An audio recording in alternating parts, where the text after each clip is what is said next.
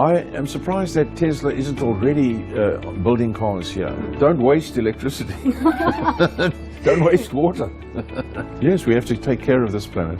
Mr. Musk, you have been a proponent of renewable energy, and you have the expertise of decades. It's renewable energy expertise runs in your family. You are there, then your daughter, and then your son as well. So now you have collaborated with an Indian company, Servotech Power Systems. So what guidance are you going to bring to Indian markets?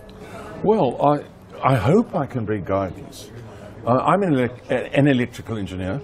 The field that these people work in, Servotech, is a field I know very well. Right. And it's the future.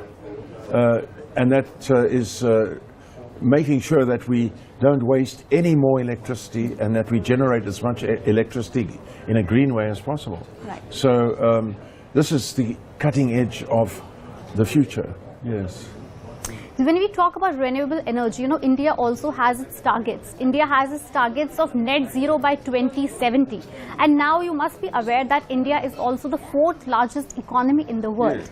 So what unique challenges and what unique opportunities does India have to face in its journey towards achieving its targets? Well, it's a very important question because the problems are much bigger than one can imagine.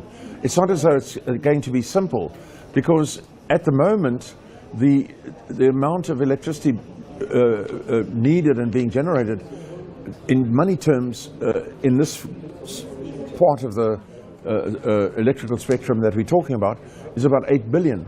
Right. And already it's not easy to cope.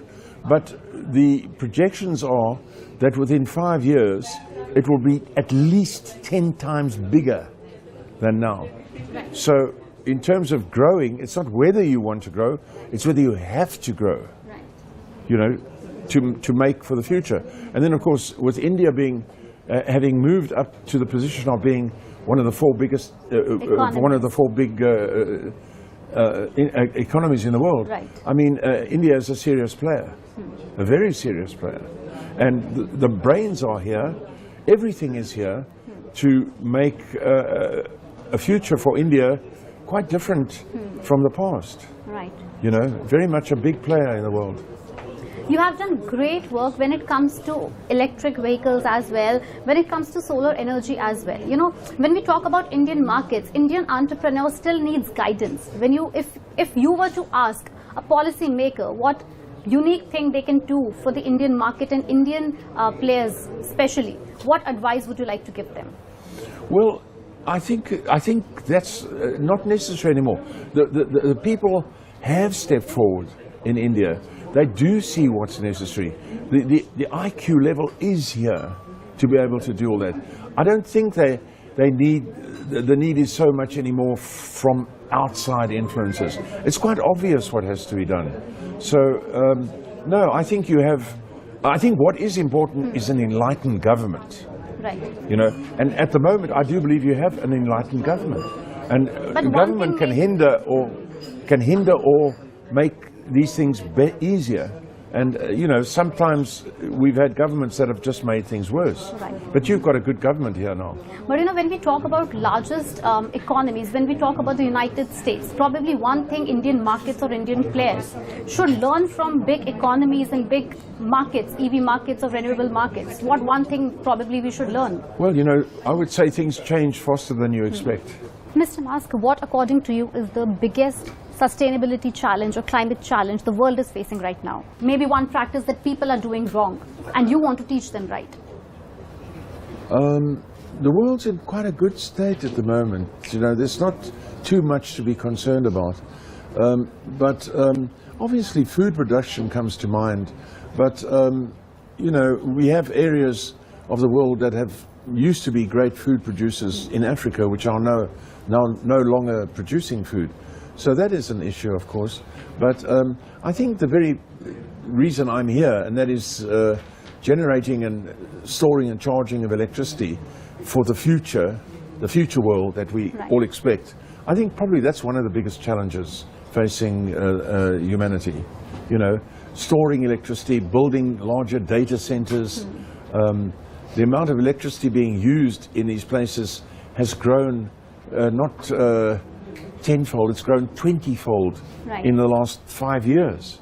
And it's expected to grow, they say, tenfold in the next 5 years, but I probably imagine it's going to be more than that. Right. So keeping up with all this is a very big task for the governments and also for the people. Right. But many new job opportunities. When we talk about future, you just mentioned the word. So Tesla is also in the talks for coming into India, right? Yes. So what guidance have you given to Tesla and the team Tesla when it comes to India? Probably they have to study Indian market, because Indian market is very much different from other Asian and other world markets as well. I am surprised that Tesla isn't already building cars here. But I do know from other things I had to deal with regarding India that it's made up of 32 different states, each with its own chief minister, operating independently of each other, more or less. So I can understand that it's not as simple as one might think. It's a whole world Right. on its own, you know, and making